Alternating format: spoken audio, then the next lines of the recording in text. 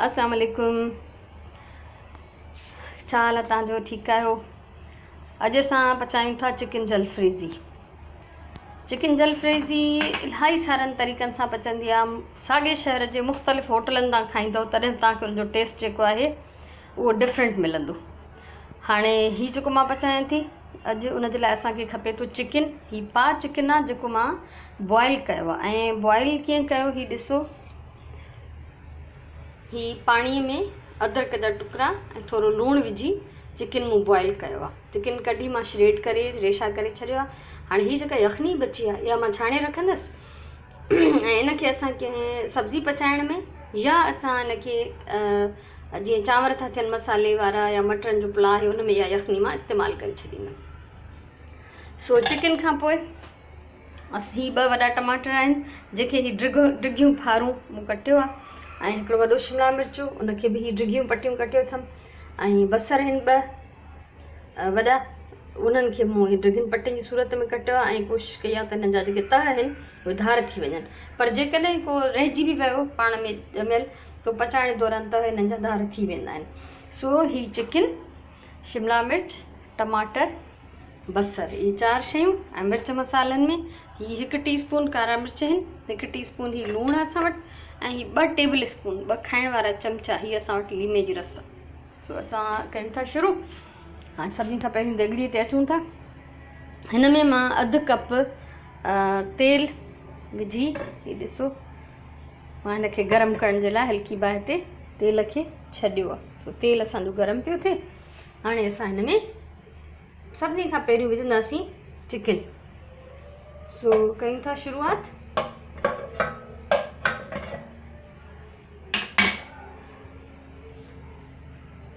हिकिड़ो मिंट।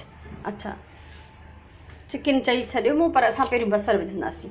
बसर पहिरियों विझबा, चिकन ग़लती सां चयमि।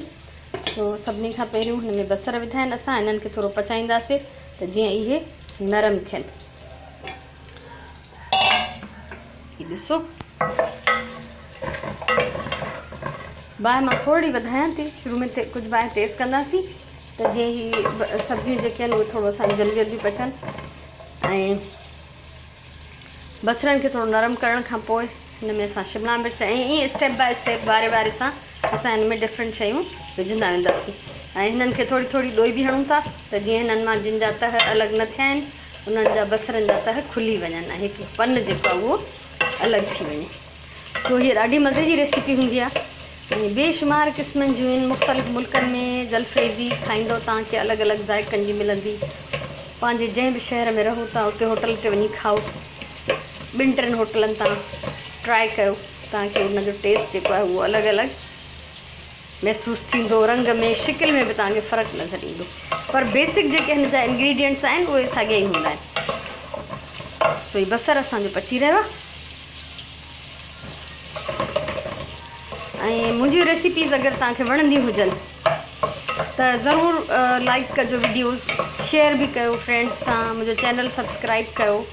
छो त मुंहिंजो चैनल आहे इन जे लाइ त मां तव्हांखे मुख़्तलिफ़ क़िस्मनि जा खाधा ऐं मुख़्तलिफ़ क़िस्मनि जा हुनर सेखारींदमि। कुझु मुंहिंजो अदब सां बि, लिखणु पढ़ण सां वास्तो आहे, उहो बि मुंहिंजी कोशिशि रहंदी त वारे फेरे सां पियो उहो बि शेयर कजे। पर मेन शइ, छो त मुंहिंजो इंट्रस्ट जेको आहे उहो आहे घर, त तव्हांखे सॼियूं अहिड़ियूं घरेलू क़िस्म जूं वीडियोज़ मिलंदियूं।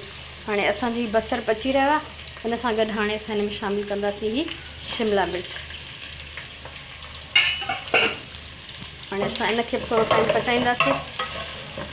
ऐं मुंहिंजी कंहिं बि रेसिपी में, हिन में या ॿियूं जेके मुंहिंजी वीडियोज़ मौजूदु आहिनि उन्हनि में तव्हां ॾिसो, अगरि तव्हांखे को सवाल हुजे, का शइ सम्झ में न ईंदी हुजे त तव्हां कमेंट में लिखी मूंखां पुछी सघो था। यकीनन मां तव्हांखे गाइड कंदमि, उनजो जवाबु ॾींदमि। इंसानु सॼी ज़िंदगी हिक ॿिए खां सिखे थो। असां जेके सेखारे रहिया आहियूं त ज़रूरी न आहे त सॼो अकुलु असांखे आहे, हर मालूमात असांखे आहे। हीउ हिकिड़ो आहे, शेयर करण जो शौक़ु आहे त माण्हुनि वटि जेको पाण वटि हुनुर हुजे, इल्मु हुजे, उहो पाण सां गॾु न खणी वञिजे बल्कि दुनिया में छॾे वञिजे। ऐं इल्मु रुॻो किताबनि जो न थींदो आहे, बल्कि हीउ बि इल्मु आहे, ॼाण आहे, चाहे हुनुर आहे या हीउ रधो पको आहे। सो ज़रूरु हिक ॿिए सां शेयर कजे। ऐं जेकॾहिं तव्हांजा के तजुर्बा आहिनि, तव्हां छा कंदा आहियो, तव्हां कीअं बचाईंदा, उहो बि तव्हां मूंखे कमेंट जे ज़रिए मूंसां तव्हां मालूमात शेयर करे सघो था। हाणे हिन जे लाइ मूं 1 टीस्पून लूणु रखियो आहे, उहो मां पंहिंजे ज़ाइके जे हिसाब सां। ऐं चिकन जेको आहे उन में थोरो लूणु विझी मां पहिरियों ई बॉइल कयो आहे, हल्को लूणु, छो त बहरहाल चिकन फिको बॉइल नथो करे सघिजे। ऐं तव्हां हमेशह लूणु मिर्च पंहिंजे ज़ाइके जे मुताबिक़ इस्तेमालु कयो। ऐं हिन जलफ्रेज़ी जे चिकन खे बॉइल करण लाइ अदरक विझणु ज़रूरी हूंदो आहे, पर जे न विझंदो त खाधो त पोइ बि पची वेंदो, पर इहे नंढियूं नंढियूं शयूं जेके हूंदियूं आहिनि न, उहे ज़ाइके खे थोरो वधाईंदियूं आहिनि। जीअं असांजो चिकन बसर ऐं शिमला मिर्च आहिस्ते आहिस्ते नरम थियनि पिया, हाणे असां हिन में चिकन विझंदासीं।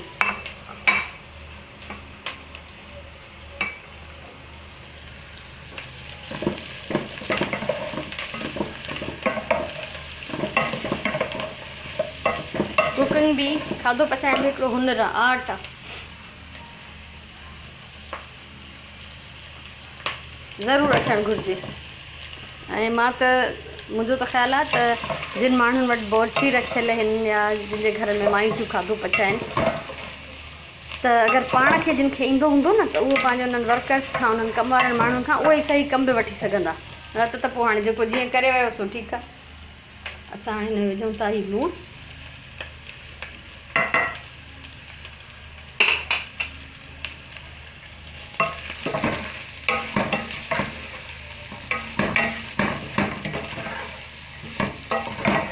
लूणु मिक्स थी वियो ऐं हाणे विझंदासीं टमाटर। टमाटर हिन में पइजी विया।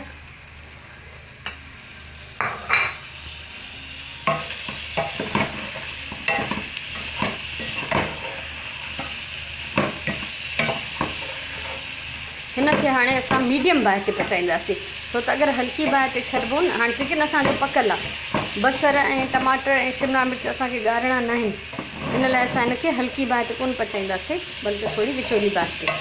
असांखे सिर्फ़ु इहो करिणो आहे त हीअ भाॼियूं थोरियूं नरम थी वञनि। ऐं जॾहिं ही पचण वारो थींदो, पाणी ज़रूरु भाॼियूं कढंदियूं, तंहिंजे करे ई असां हिन जी बाहि थोरी वधाईंदासीं, त जीअं उहो पाणी जेको आहे जल्दी सुकी वञे। ऐं जीअं ई ही पची वेंदो, पाणी हिन जो सुकणु लॻंदो, त पोइ असां आख़िर में हिन में कारा मिर्च ऐं लीमे जी रस मिलाईंदासीं।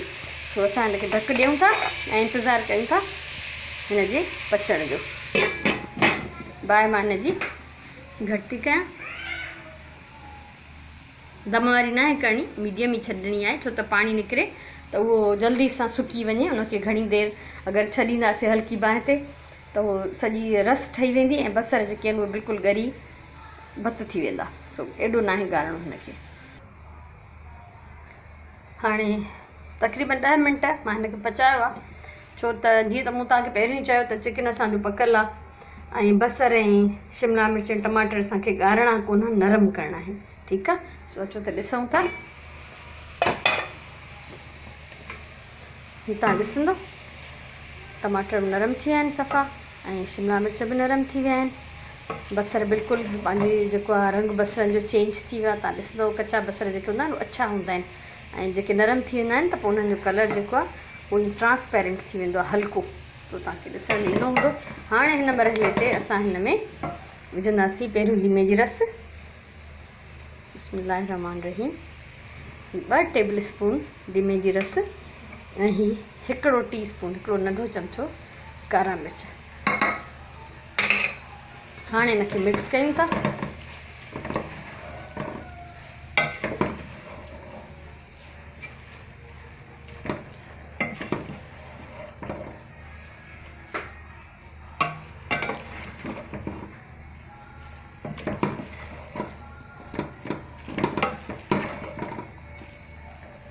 तव्हां ॾिसो पिया, हाणे मां हिनखे दम वारी बाहि ते रखंदमि तक़रीबन 6-7 मिंट 10 मिंट, पोइ ॾिसंदमि हिन जी सूरत शक्ल कहिड़ी थी थिए, ऐं उनखां पोइ जेको आहे मां हिनखे सर्व कंदमि। ऐं वीडियो मां पंहिंजी हिते ख़तमु थी कयां।